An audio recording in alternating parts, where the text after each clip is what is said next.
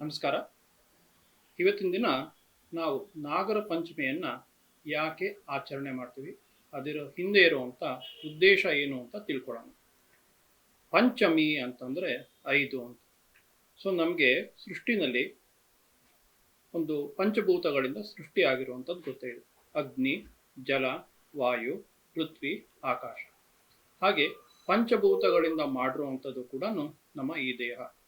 ಅನ್ನಮಯ ಕೋಶ, ಪ್ರಾಣಮಯ ಕೋಶ, ವಿಜ್ಞಾನಮಯ ಕೋಶ ಅಂತಲೂ ಇದೆ. ಇದು ಪಂಚ ಇಂದ್ರಿಯಗಳು ಕೂಡ ಇದೆ. ಎಲ್ಲವೂ ಕೂಡ ಪಂಚ ಅಂತ ಬರುತ್ತೆ. ಇಲ್ಲಿ ನಾಗ ಪಂಚಮಿ ಅಂದರೆ ಉದ್ದೇಶ ಏನು? ನಮಗೆಲ್ಲರಿಗೂ ಗೊತ್ತೇ ಇದೆ. ನಾಗ ಅಂದರೆ ಹಾವು. ಬರೀ ಹಾವು ಅಂದಿದ ತಕ್ಷಣ ಏನಂತ ತಿಳ್ಕೊಬೇಕು? ನಾವು ನೋಡಿರುವಂಥ ಹಾವುಗಳು ಅಂತ ತಿಳ್ಕೊತೀವಿ.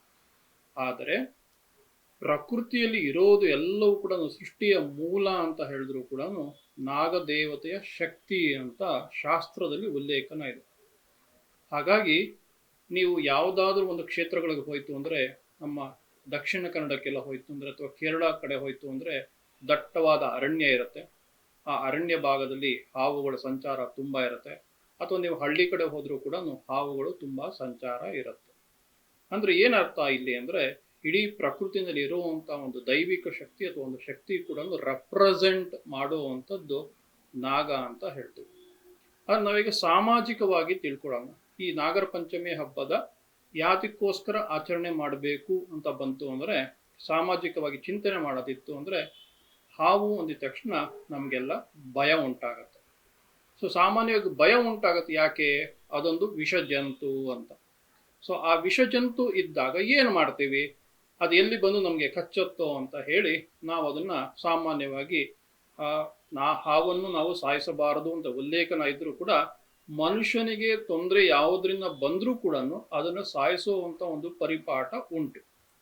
ಸೊ ಇದನ್ನು ಸಾಯಿಸಿದಾಗ ಏನು ಆಗತ್ತೆ ಅಂತ ತಿಳ್ಕೊಬೇಕಾಗತ್ತೆ. ಸೊ ಇದನ್ನು ಸಾಯಿಸಿದಾಗ ಇಲಿಗಳು ಕೂಡ ಅಂದರೆ ಪ್ರಕೃತಿನಲ್ಲಿ ಸಮತೋಲನ ಬ್ಯಾಲೆನ್ಸಿಂಗ್ ಎಫೆಕ್ಟ್ ಅಂತ ಏನು ಕರಿತೀವಿ ಅಂದರೆ, ಸೃಷ್ಟಿನಲ್ಲಿ ಎಲ್ಲವೂ ಇರಬೇಕು, ವಿಷಜಂತುಗಳು ಇರಬೇಕು, ಸೌಮ್ಯವಾಗಿರುವಂಥ ಪ್ರಾಣಿಗಳು ಇರಬೇಕು, ಅದ್ಭುತವಾಗಿರುವಂಥ ಪ್ರಾಣಿಗಳು ಎಲ್ಲವೂ ಕೂಡ ಸೃಷ್ಟಿನಲ್ಲಿ ಇರಬೇಕು. ಹಾವು ಏನು ಮಾಡುತ್ತೆ? ರೈತರಿಗೆ ಮಿತ್ರ ಅಂತ ಕರಿತೀವಿ. ಯಾಕೆ? ಹೊಲಗಳಲ್ಲಿ ಇಲಿಗಳು ಓಡಾಡತ್ತೆ, ಹಾಗೆ ಕಪ್ಪೆಗಳು ಓಡಾಡತ್ತೆ. ಇದು ನಮ್ಮ ಬೆಳೆದಿರುವಂಥ ಪದಾರ್ಥಗಳನ್ನು ತಿನ್ನತ್ತೆ. ಸೊ ಇದನ್ನ ಹಾವು ತಿನ್ನತ್ತೆ. ಅಂದರೆ ಈಗ ಪ್ರಕೃತಿನ ಎಕೋಸಿಸ್ಟಮಲ್ಲಿ ಒಂದಕ್ಕೆ ಆಹಾರ, ಇನ್ನೊಂದು ಅದರ ಒಂದಕ್ಕೆ ಆಹಾರ ಆಗುವಂಥದ್ದು ಪರಿಪಾಠ ನಮಗೆಲ್ಲರಿಗೂ ಗೊತ್ತೇ ಇದೆ. ಯಾಗ ವಿಪರೀತವಾಗಿ ನಾವು ಹಾವನ್ನು ಸಾಯಿಸ್ತಾ ಬಂತು ಅಂತಂದರೆ, ಆವಾಗ ಇಲಿಗಳ ಕಾಟ ಜಾಸ್ತಿ ಆಗ್ತಾ ಹೋಗುತ್ತೆ. ಇಲಿ ಕಾಟ ಬಂತು ಅಂದರೆ ಏನಾಗುತ್ತೆ? ಮನುಷ್ಯನಿಗೆ ತೊಂದರೆ ಉಂಟಾಗತ್ತೆ. ಯಾವ ರೀತಿ? ಇಲಿಗಳಿಂದ ಅನೇಕ ರೋಗ ರುಜಿನಗಳು ಬರುತ್ತೆ. ಹಾಗಾಗಿ ಪ್ರಕೃತಿನಲ್ಲಿ ಸಮತೋಲನ ಬ್ಯಾಲೆನ್ಸ್ ಮಾಡಬೇಕು ಅಂತಂದರೆ ಪ್ರಕೃತಿನಲ್ಲಿ ಎಲ್ಲವೂ ಇರಬೇಕು ಅಂತ ಹೇಳ್ತೀವಿ. ವಿಷಜಂತುವಾಗಿರುವಂಥ ಹಾವು ಕೂಡ ಬೇಕು. ಯಾಕೆ ಅಂದರೆ ಆ ಇಲಿಗಳನ್ನು ತಿನ್ನತ್ತೆ. ತಿಂದಾಗ ರೈತರಿಗೂ ಕೂಡ ಅನುಕೂಲ ಆಗುತ್ತೆ. ಅಷ್ಟೇ ಅಲ್ಲದೇನು ಮನುಷ್ಯನಿಗೆ ಆಗುವಂಥ ತೊಂದರೆಗಳು ಕೂಡ ನಿವಾರಣೆ ಆಗತ್ತೆ ಅಂತ ಹೇಳ್ತೀವಿ.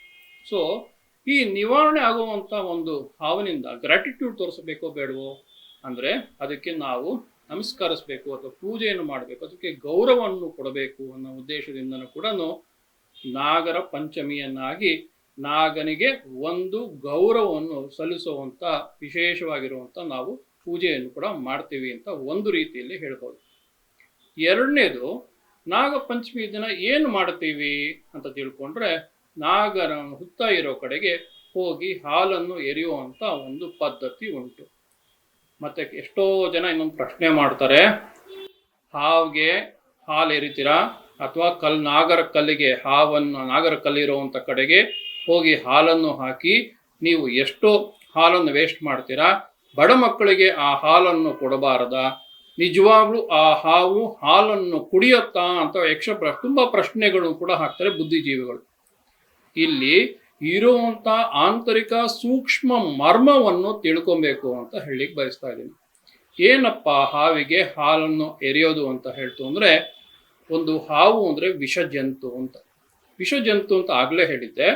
ವಿಷ ಅಂದಿದ ತಕ್ಷಣ ಇಲ್ಲಿ ಹಾವು ನಮ್ಮಲ್ಲೂ ಕೂಡ ಆ ಒಂದು ವಿಷವಾಗಿರುವಂಥ ಒಂದು ವಿಶೇಷ ಗುಣಗಳು ಉಂಟು. ಆಸೆ, ಕಾಮ, ಕ್ರೋಧ, ಲೋಭ, ಮೋಹ, ಮಾತ್ಸರ್ಯ ಅನ್ನೋದು ಕೂಡ ನಮ್ಮಲ್ಲೂ ಉಂಟು. ಹಾಗಾಗಿ ಈ ಹಾವಿಗೆ ಹಾಲು ಎರೆಯೋದು ಅನ್ನೋ ಅರ್ಥ ಏನಪ್ಪ ಅಂತಂದರೆ, ಈ ಅರಿಷಡ್ ವರ್ಗಗಳನ್ನು ನಾವು ನಿಯಂತ್ರಣದಲ್ಲಿ ಇಟ್ಕೊಂಡು ನಮ್ಮ ಮನಸ್ಸು ಮೃದುವಾಗಿರಬೇಕು, ಹಾಲಿನಂತೆ ಇರಬೇಕು ಅನ್ನೋ ಒಂದು ವಿಚಾರವನ್ನು ತಿಳಿಸೋ ಒಂದು ವಿಧಾನವಾಗಿದೆ ನಾಗನಿಗೆ ಒಂದು ಹಾಲನ್ನು ಸಮರ್ಪಿಸುವಂಥದ್ದು.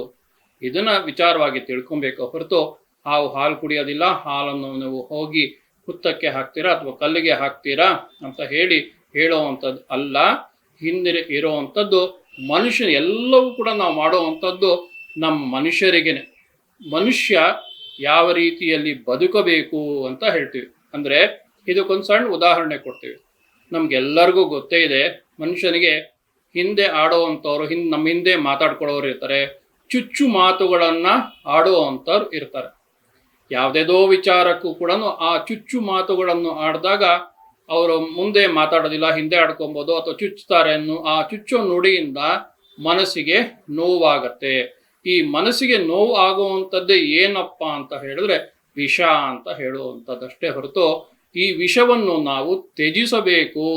ಮನುಷ್ಯನ ಗುಣದಲ್ಲಿರುವಂಥ ಈ ವಿಷ ಗುಣವನ್ನು ತೆಗೆದು ಅಲ್ಲಿ ಮನಸ್ಸು ಹಾಲಿನ ರೀತಿ ಇರಬೇಕು ಅಂತ ಹೇಳಿ ಸಾಂಕೇತಿಕವಾಗಿ ತೋರಿಸುವಂಥ ಹಬ್ಬವಾಗಿದೆ ಈ ನಾಗರ ಪಂಚಮಿ. ಹಿಂದಿನ ಇರುವಂಥ ಉದ್ದೇಶಗಳನ್ನು ತಿಳ್ಕೊಬೇಕು. ಹಾಗಾಗಿ ಆ ಉದ್ದೇಶವನ್ನು ತಿಳ್ಕೊಂಡಾಗ ನಮಗೆ ಆ ಹಬ್ಬದ ಆಚರಣೆ ಬಗ್ಗೆ ಕೂಡ ಗೊತ್ತಾಗತ್ತೆ. ಹಾಗೆ ಇನ್ನೊಂದು ನಾಗರ ಪಂಚಮಿಯಲ್ಲಿ ಅಂದರೆ ಅಣ್ಣ ಮತ್ತು ತಂಗಿ ಅಥವಾ ತಮ್ಮರ ಒಂದು ಸಂಬಂಧದ ಸಂಕೇತ ಅಂತ ಹೇಳ್ತೀವಿ. ಏನಪ್ಪ ಇದು? ನಾಗರ ಪೂಜೆಯನ್ನು ಮಾಡಿ, ಹುತ್ತಕ್ಕೆ ಪೂಜೆಯನ್ನು ಮಾಡಿ, ನಂತರ ಅಣ್ಣ ತಮ್ಮಂದರಿಗೆ ಬೆನ್ನನ್ನು ತೊಳೆಯುವಂಥದ್ದು ಅಂತ ಹೇಳ್ತೀವಿ. ಯಾತಿಗೆ ಬೆನ್ನನ್ನೇ ಯಾಕೆ ತೊಳಿಬೇಕು ಅಂತ ಪ್ರಶ್ನೆ ಬಂದರೆ, ನಮ್ಮ ಬೆನ್ನು ಮೂಳೆ ಏನಿದೆ ಇದನ್ನ ನಾವು ನಾಗನಿಗೆ ರೆಪ್ರೆಸೆಂಟೇಷನ್ ಕೊಡ್ತೀವಿ. ಸೊ ಹಾಗಾಗಿ ಅನುದಿನಗಳ ಕಾಲ, ಬಹಳ ವರ್ಷಗಳಿಂದನೂ ಕೂಡ ಅಣ್ಣ ತಂಗಿಯ ಸಂಬಂಧ ವಿಶ್ವದಲ್ಲಿ ಇರುವಂಥ ಆ ಒಂದು ಸಂಬಂಧದ ಸಂಕೇತವಾಗಿ ಇಬ್ಬರು ಅನ್ಯೋನ್ಯತೆಯಿಂದ ಇದ್ದು, ತಂಗಿಗೆ ಬೇಕಾದಾಗ ಅಣ್ಣ, ಅಣ್ಣನಿಗೆ ಬೇಕಾದಾಗ ತಂಗಿ ಇರುವಂಥ ಸದುದ್ದೇಶಕ್ಕೋಸ್ಕರ ಆ ಒಂದು ಬ್ರಹ್ಮದಂಡ ಅಂತಲೂ ಕೂಡ ಕರಿತೀವಿ. ಆ ಬ್ರಹ್ಮದಂಡಕ್ಕೂ ಕೂಡ ನಾವು ಪೂಜೆಯನ್ನು ಮಾಡುವಂಥದ್ದು ಕೂಡ ಪರಿಪಾಟು ಈ ನಾಗರ ಪಂಚಮಿಯಲ್ಲಿ ಬರುತ್ತೆ. ಹೀಗಾಗಿ ನಾನಾ ವಿಧಗಳಲ್ಲಿ ನಾಗರ ಆರಾಧನೆ ಮಾಡುವಂಥದ್ದು ಉಂಟು. ಹಾಗೆಯೇ ನಮಗೆ ಗೊತ್ತಿರೋ ಹಾಗೆ ಈ ಅಧಿದೈವಿಕ, ಅಧಿಭೌತಿಕ ಅಂತ ಕರಿತೀವಿ, ಆಧ್ಯಾತ್ಮಿಕ ಅಂತಲೂ ಕರಿತೀವಿ. ಇಲ್ಲಿ ನಾಗರ ದೇವರ ಉಪಾಸನೆ ಏನಂತಂದ್ರೆ ಅನಂತ ಶಯನ ಅಂತ ಕರಿತೀವಿ. ಅನಂತ ಶಯನ ಅಂದ್ರೆ ಅನಂತ ಶೇಷ ಅಂತಲೂ ಕರಿತೀವಿ. ಶೇಷ ಅಂದ್ರೆ ಏನು? ಉಳಿದಿರುವಂಥದ್ದು. ಏನು ಉಳಿದಿರುವಂಥದ್ದು? ನಮ್ಮ ವಾಸನೆ ಅಂತ ಹೇಳ್ತೀವಿ. ನಮ್ಮ ಒಬ್ಬ ವ್ಯಕ್ತಿಯ ಅನೇಕ ಜೀವರಾಶಿಗಳಿಂದ ನಾವು ಜನ್ಮವನ್ನು ಎತ್ತಿರ್ತೀವಿ. ಆ ಉಳಿದಿರುವಂಥ ಶೇಷ ಏನಪ್ಪ ಇರುತ್ತೆ ಅಂದರೆ ನನ್ನ ಆಸೆಗಳು ಅಂತ. ಈ ಆಸೆಗಳನ್ನು ಉಳಿದಿರುವಂಥದ್ದೇ ಶೇಷ, ಅನಂತ ಶೇಷ ಅಂತ ಹೇಳ್ತೀವಿ. ಆ ಉಳಿದಿರೋ ಶೇಷವನ್ನು ರೆಪ್ರೆಸೆಂಟ್ ಮಾಡುತ್ತೆ ಆದಿಶೇಷನಾಗಿ. ಅದ್ರ ಮೇಲೆ ಯಾರು ಮಲಗಿದ್ದಾರೆ? ಸಾಕ್ಷಾತ್ ಶ್ರೀಮನ್ ನಾರಾಯಣ ಮಲಗಿರ್ತಾರೆ. ಸೊ ಈ ಪುನರಪಿ ಜನನಂ ಪುನರಪಿ ಮರಣಂ ಅಂದಾಗ ನಮ್ಮ ಆಸೆಗಳು ಮತ್ತೆ ಪುನಃ ಮತ್ತೆ ಜಾಗೃತಗೊಂಡು ಅದನ್ನು ನಾವು ಮತ್ತೆ ಇನ್ನೊಂದು ರೂಪವನ್ನು ಪಡೆದು ನಾವು ಮನುಷ್ಯರಾಗಿ ಮತ್ತೆ ಬಾಳಿ ಮತ್ತೆ ಎಲ್ಲವನ್ನೂ ಪಡೆಯುವಂಥ ಅದನ್ನ ಅನಂತ ಶೇಷನಾಗಿ ನಾವು ಆ ಒಂದು ಹಾವನ್ನು ನೋಡ್ತೇವೆ. ಆ ಹಾವಿಗೆ ಗೌರವವನ್ನು ಕೂಡ ಸೂಚಿಸುವಂಥ ರೀತಿಯಲ್ಲಿ ಕೂಡ ಈ ನಾಗರ ಪಂಚಮಿಯ ದಿನ ನಾವು ಹಬ್ಬಗಳ ಪೂಜೆಯನ್ನು ಮಾಡುತ್ತೀವಿ ಅಂತ ಇನ್ನೊಂದು ಹೇಳ್ತೀನಿ. ಹಾಗೆ ನಾಗರಾಜನನ್ನು ಪೂಜೆ ಮಾಡೋದು ಇನ್ನೊಂದು ರೀತಿ ಏನಪ್ಪ ಅಂದರೆ ಸುಬ್ರಹ್ಮಣ್ಯ ಅಂತ ಹೇಳ್ತೀವಿ. ಸುಬ್ರಹ್ಮಣ್ಯ ನಾವು ಎಲ್ಲಿ ನೋಡಿದ್ದೀವಿ? ಕುಕ್ಕೆ ಸುಬ್ರಹ್ಮಣ್ಯ ನೋಡಿದ್ದೀವಿ, ಘಾಟಿ ಸುಬ್ರಹ್ಮಣ್ಯ ನೋಡಿದ್ದೀವಿ. ಸುಬ್ರಹ್ಮಣ್ಯನ ವಿಶೇಷತೆ ಏನು ಅಂತ ತಿಳ್ಕೊಳ್ಳೋಣ. ಸುಬ್ರಹ್ಮಣ್ಯ ಯಾರ ಪುತ್ರ? ಶಿವ ಮತ್ತು ಪಾರ್ವತಿಯ ಪುತ್ರ. ಶಕ್ತಿ ಮತ್ತು ಶಿವರ ಒಬ್ಬ ಪುತ್ರನಾಗಿ ಜನಿಸಿರುವಂಥವನು ಸುಬ್ರಹ್ಮಣ್ಯ. ಸುಬ್ರಹ್ಮಣ್ಯನಿಗೆ 6 ಮುಖ ಅಂತ ಹೇಳ್ತೀವಿ. ಈ 6 ಮುಖ ಅಂತ ಹೇಳಿದ್ರೆ ಏನು ರೆಪ್ರೆಸೆಂಟ್ ಮಾಡುತ್ತೆ ಅಂತಂದ್ರೆ ನಮ್ಮಲ್ಲಿ ಇರುವಂಥ 6 ಚಕ್ರಗಳು ಅಂತ ಕರಿತೀವಿ. ಯಾವ್ದು 6 ಚಕ್ರಗಳಂದ್ರೆ ಮೂಲಾಧಾರ, ಸ್ವಾಧಿಷ್ಠಾನ, ಮಣಿಪುರ, ಅನಾಹತ, ವಿಶುದ್ಧ, ಸಹಸ್ರಾರ ಚಕ್ರಗಳು ಅಂತ ಕರಿತೀವಿ. ಈ 6 ಮುಖಗಳು ಸುಬ್ರಹ್ಮಣ್ಯನ ಅಂದ್ರೆ ಷಣ್ಮುಖನ 6 ಮುಖಗಳು ಕೂಡ ಈ ಚಕ್ರಗಳನ್ನ ರೆಪ್ರೆಸೆಂಟ್ ಮಾಡುತ್ತೆ. ಆ ಚಕ್ರಗಳನ್ನು ಕೂಡ ರೆಪ್ರೆಸೆಂಟ್ ಮಾಡಿ ಇಲ್ಲಿ ಏನಪ್ಪಾ ಆಗತ್ತೆ ಅಂದ್ರೆ ಆ ಕುಂಡಲಿನಿ ಶಕ್ತಿಯನ್ನು ರೈಸ್ ಮಾಡಿ ನಮ್ಮ ಸಹಸ್ರಾರ ಚಕ್ರಕ್ಕೆ ತಗೊಂಡು ಹೋದಾಗ ನಮಗೆ ಬೇಕಾಗಿರೋದು ಆನಂದ. ಪ್ರತಿಯೊಬ್ಬ ಮನುಷ್ಯನು ಕೂಡ ನೋಡುವಂಥದ್ದು ಏನಪ್ಪಾ ಅಂದ್ರೆ ಇವತ್ತು ಎಲ್ಲಾ ವಿಚಾರದಲ್ಲೂ ಕೂಡ ಅಲ್ಟಿಮೇಟ್ ಆಗಿ ನಮಗೆ ಬೇಕಾಗಿರುವಂಥದ್ದು ಸಂತೋಷ. ಆ ಸಂತೋಷ ಸಿಗ್ಬೇಕಾದ್ರೆ ಯಾವಾಗ ಅಂತ ಹೇಳಿದ್ರೆ ಸಹಸ್ರಾರ ಚಕ್ರಕ್ಕೆ ಹೋಗಿ ಸಿಕ್ಕಿದಾಗ ನಮಗೆ ಸಿಗುವಂಥದ್ದೇ ಸಂತೋಷ ಅಂತ ಹೇಳ್ತೀವಿ. ಇಲ್ಲಿ ಮತ್ತೆ ಯಾವಾಗ ಸಿಗತ್ತೆ ಅಂತಂದ್ರೆ ಆ ಸುಬ್ರಹ್ಮಣ್ಯನಿಗೆ ಇಬ್ರು ಹೆಂಡತಿಯರು ಅಂತೀವಿ, ವಲ್ಲಿ ದೇವಸೇನ ಅಂತ ಕರಿತೀವಿ. ಇಲ್ಲಿ ಮನುಷ್ಯನ ರೂಪದಲ್ಲಿ ಅದನ್ನ ಏನ್ ರೆಪ್ರೆಸೆಂಟ್ ಮಾಡತ್ತೆ ಅಂದ್ರೆ ಇಡ ಮತ್ತೆ ಪಿಂಗಳ ಅಂತ ಕರಿತೀವಿ. ಈ ಎಡ ಮೂಗಿನ ಉಸಿರಾಟ ಬಲ ಮೂಗಿನ ನಾಸ್ಟ್ರಿಲ್ಸ್ ಇಂದ ಬರುವಂತದ್ದು, ಅಲ್ಲಿಂದ ನಮ್ಮ ದೇಹದ ಶಕ್ತಿಯನ್ನು ಸುಷುಮ್ನ ನಾಡಿನ ತಗೊಂಡು ಹೋಗುವಂಥದ್ದು ಬರುತ್ತೆ. ಇದು ಮತ್ತೆ ಅದರ ಸುಬ್ರಹ್ಮಣ್ಯನ ವಾಹನ ಏನಪ್ಪಾ ಅಂತಂದ್ರೆ ನವಿಲ ಆ ಒಂದು ಗೆರೆನಲ್ಲಿ ಏನಿರುತ್ತೆ, ಕಣ್ಣುಗಳು ಇರುತ್ತೆ. ಕಣ್ಣು ಏನ್ ರೆಪ್ರೆಸೆಂಟ್ ಮಾಡುತ್ತೆ, ಜ್ಞಾನ ಚಕ್ಷು. ನಮಗೆ ಯಾವಾಗ ಅರಿವು ಬರುತ್ತೋ ನಮ್ಮ ಜೀವನದಲ್ಲಿ ಎಲ್ಲವೂ ಕೂಡ ಅರ್ಥಕೊಂಡಾಗ ನಮ್ಮ ಜೀವನ ಬಾಳೋದಕ್ಕೆ ಅನುಕೂಲ ಆಗತ್ತೆ. ಹಾಗಾಗಿ ಈ ನಾಗರ ಪಂಚಮಿಯ ದಿನ ನಾವು ಸುಬ್ರಹ್ಮಣ್ಯನ ನಾಗರೂಪದಲ್ಲಿ ಕೂಡ ಪೂಜೆಯನ್ನು ಮಾಡಿ ನಮಗೆ ಬೇಕಾಗಿರೋ ಜೀವನ್ ಮುಕ್ತಿ, ಆ ಸಂತೋಷ, ಪುನರಪಿ ಜನ್ಮ, ಇನ್ನೊಂದು ಜನ್ಮ ತಾಳದೆ ನಾವು ಎಲ್ಲಿಂದ ಬಂದಿದ್ವೋ ಅಲ್ಲಿಗೆ ವಾಪಸ್ ಹೋಗಿ ಸಂತೋಷವಾಗಿ ಇರೋದನ್ನ ರೆಪ್ರೆಸೆಂಟ್ ಮಾಡೋದು ಕೂಡ ಈ ನಾಗಪಂಚಮಿ ಆಗಿರುತ್ತೆ. ಹೀಗಾಗಿ ಈ ತರ ಅನೇಕ ವಿಚಾರಗಳಿದೆ. ಇಷ್ಟು ಮಟ್ಟಿಗೆ ನಾನು ಈ ನಾಗರ ಪಂಚಮಿಗೆ ಸದ್ಯಕ್ಕೆ ತಿಳಿಸ್ಕೊಡ್ತೀನಿ ಅಂತ ಹೇಳ್ತಾ ನಮ್ಮ ಈ ಕಾರ್ಯಕ್ರಮವನ್ನು ಮುಗಿಸ್ತಾ ಇದ್ದೀನಿ. ನಮಸ್ಕಾರ.